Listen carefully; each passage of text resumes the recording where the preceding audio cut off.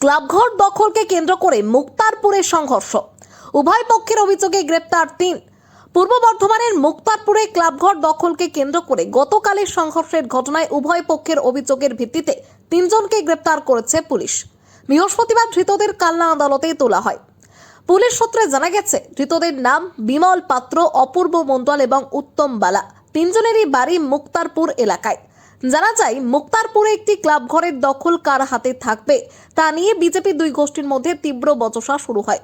পরে এই বচসা মারপিটের রূপ নেয়। ঘটনায় উভয় পক্ষেরই একাধিক ব্যক্তি আহত হন। সংঘর্ষের জেরে এলাকায় উত্তেজনা ছড়িয়ে পড়ে। ঘটনার পর পুলিশের ভূমিকা নিয়ে প্রশ্ন তুলে থানায় যান এলাকার বিধায়ক সিদ্ধার্থ মজুমদার। তিনি পুলিশের ভূমিকা নিয়ে ক্ষোভ প্রকাশ করেন। পরবর্তীতে উভয় পক্ষের লিখিত অভিযোগের ভিত্তিতে তদন্ত শুরু করে পুলিশ। সেই তদন্তের ভিত্তিতেই 3 জনকে গ্রেপ্তার করা হয়। ধৃতদের বৃহস্পতিবার কালনা আদালতে পেশ করা হয়েছে। ঘটনা তদন্ত চলছে। রীতা ভট্টাচার্যের রিপোর্ট, সুন্দর বাংলা নিউজ।